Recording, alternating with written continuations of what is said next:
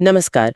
हम सब school college जाते हैं, डिग्रियां भी लेते हैं, पर एक सवाल मन में रहता है, क्या ये पढ़ाई हमें असल जिंदगी के लिए पूरी तरह से तैयार करती है? ये सवाल तो बहुत ही अहम है।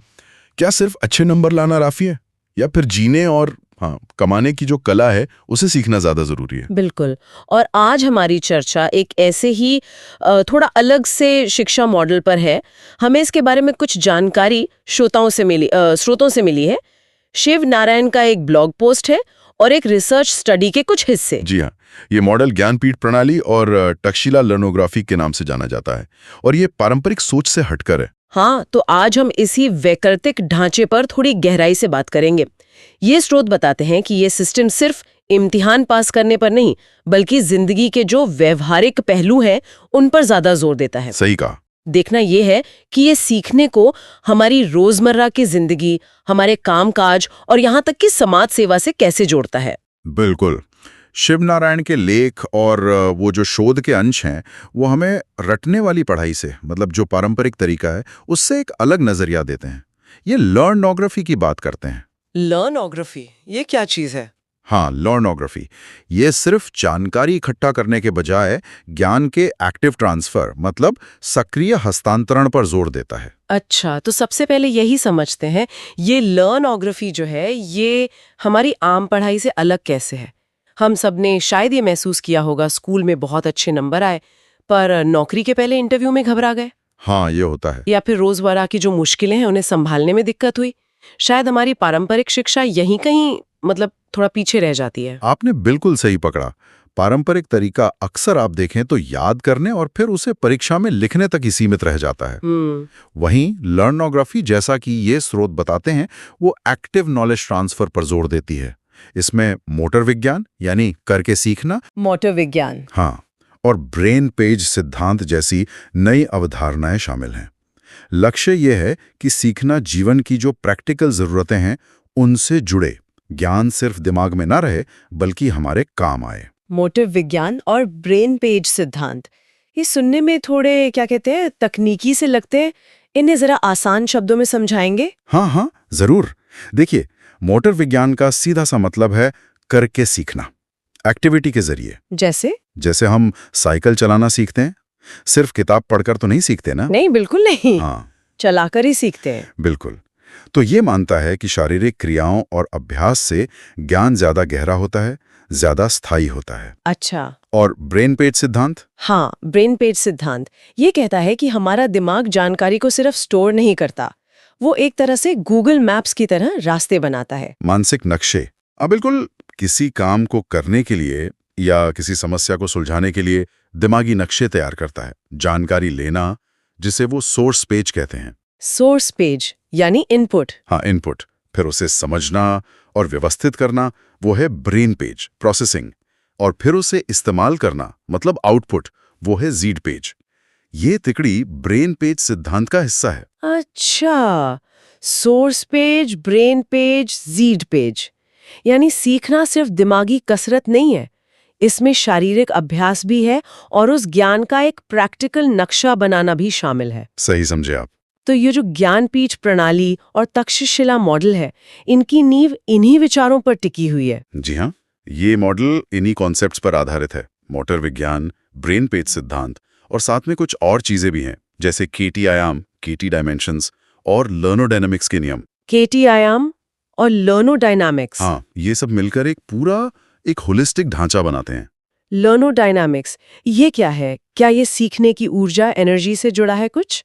अच्छी आजीविका कमाना या अपना व्यक्तिगत विकास करना, ये ज्ञान को सिर्फ जानकारी नहीं मानता, बल्कि एक ऐसी शक्ति मानता है जिसे काम में बदला जा सकता है, मतलब नॉलेज टू वर्क। ये तो काफी दिलचस्प है।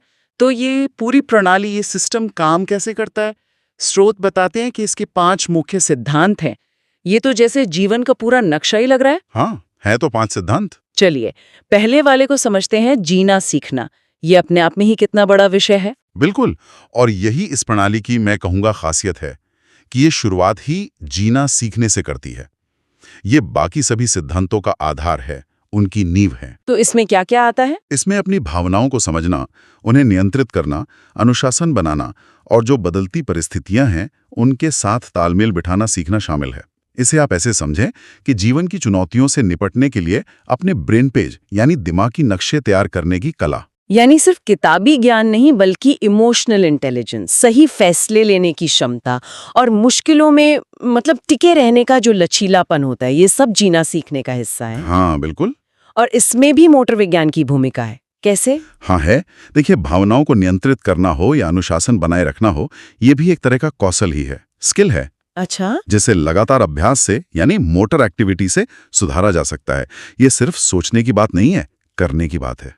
यही मोटर ज्ञान हस्तांतरण है, अपने विचारों को व्यवहार में बदलना सीखना। समझ गई। तो नींव मजबूत हो गई, जीना सीख लिया, तो अगला कदम क्या है? दूसरा सिद्धांत है कौशल और ज्ञान प्राप्त करना सीखना। Learn to acquire skill and knowledge. ये हमारी सामान्य पढ़ाई से कैसे अलग हुआ?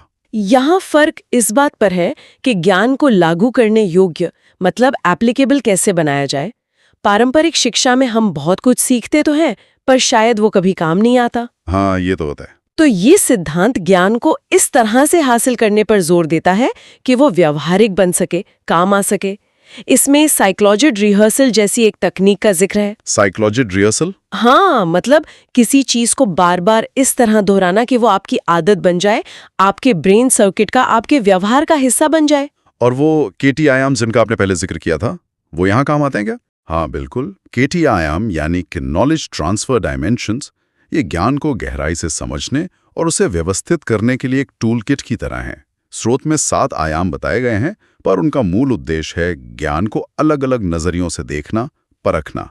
कोई उदाहरण? हाँ, जैसे मान लीजिए एक आयाम शायद किसी चीज की परिभाषा और उसके दायरे पर केंद्रित हो, डेफिनेशन स्पेक्ट्रम। तो दूसरा इस पर कि वो चीज असल में काम कैसे करती है, फंक्शन मैट्रिक्स। एक और है ब्लॉक सॉल्वर, शायद समस्याओं को हल करने के तरीके। फिर hippocampus, module builder, task formatter और डार्क नॉलेज भी हैं। ये सिर्फ रटने के बजाय समझ को गहरा बनाते हैं। ये तो काफी विस्तृत लगता है। और फिर मोटर विज्ञान की भूमिका तो है ही, यानी पढ़ना, लिखना, अभ्यास करना। ये सब क्रिया आधारित हैं, सिर्फ निष्क्रिय होकर सुनने के मुकाबले ज्यादा मजबूत यादें बनाते हैं। तो पहले जीना सीखा, फिर काम आने वाला ज्ञान और कौशल हासिल किया। अब यहाँ से बात और प्रैक्टिकल होती जा रही है। तीसरा सिद्धांत है आजीविका के लिए काम करना सीखना, learn to work for livelihood. ये तो सीधे सीधे कमाई से जुड़ा है। जी हाँ, और यही इस प्रणाली का एक और बहुत महत्वपूर्ण पहलू है। ये सीखने को सीधे आजीविका से जोड़ती है। यहाँ जो कौशल आधारित मोटर ज्ञान हासिल किया गया, वो सिर्फ ज्ञान नहीं रहता। तो क्या बनता है? वो उत्पादक काम में बदल जाता है। याद है लेनोर्ड डायनेमिक्स? हाँ, ज्ञान की ऊर्जा। बस वही है। यहाँ सीखने की ऊर्जा का काम और आर्थिक मूल्य में बदलना। ये आत्मनिर्भरता को बढ़ावा देता है। जबकि पारंपरिक शिक्षा में अक्सर क्या होता है, डिग्री लेने के बाद भी लोग काम के लिए पूरी तरह तैयार नहीं होते। हाँ, ये एक बड़ी समस्या है। तो ये सिद्धांत सीखने को सीधे आर्थिक आत्मनिर्भरता से जोड़ता है।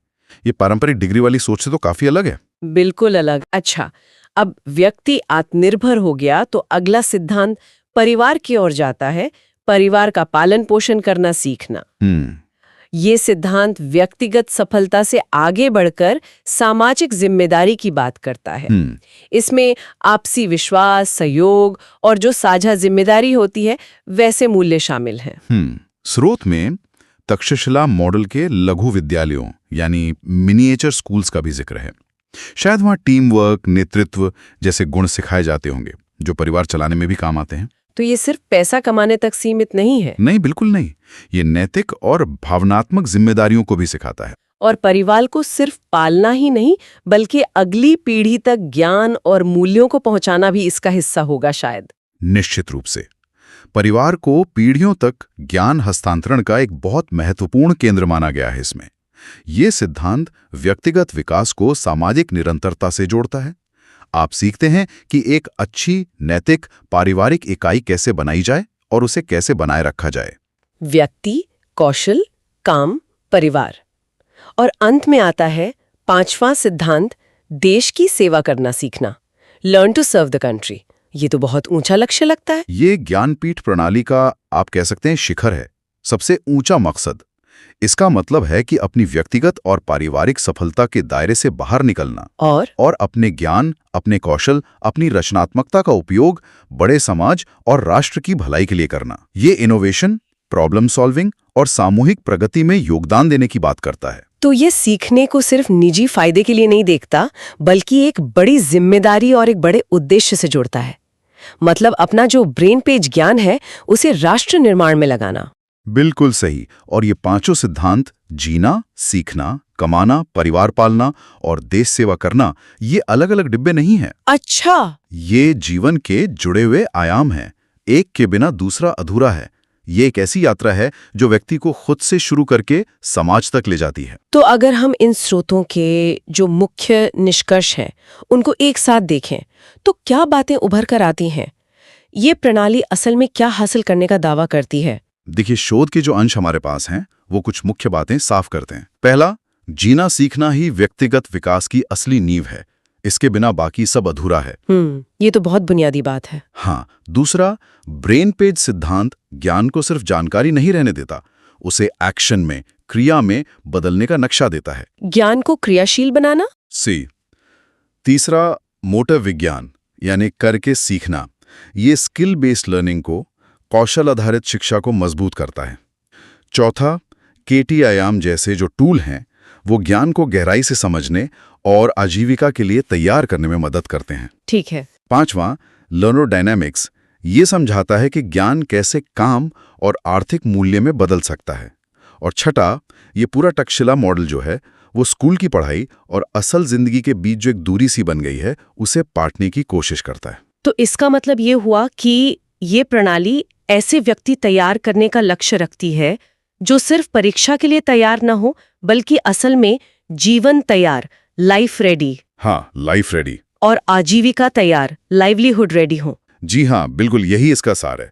ये स्रोत साफ तौर पर शिक्षा का जो फोकस है उसे अकादमिक ज्ञान से हटाकर जीवन कौशल, मोटर विज्ञान पर आधारित प्रैक्टिकल ट्रेनिंग और आजीविका के सीधे रास्तों की ओर ले जाने की बात करते हैं। अगर ऐसा हो तो इसके दूरगामी परिणाम क्या हो सकते हैं अगर शिक्षा का ढांचा इस तरह बदल जाए तो? सोचिए, अगर हमारी शिक्षा ऐसे व्यक्ति तैयार करे जो न केवल कुशल हों, आत्मनिर्भर हों, बल्कि भावनात्मक रूप से भी ज्यादा संतुलित हों। हाँ। और सामाजिक रूप से जिम्मेदार महसूस करें, ऐसे नागरिक जो समाज और देश की प्रगति में सक्रिय रूप से योगदान दें। इसके लिए तो शायद नीतियों में बड़े बदलाव करने पड़ेंगे। बिल्कुल।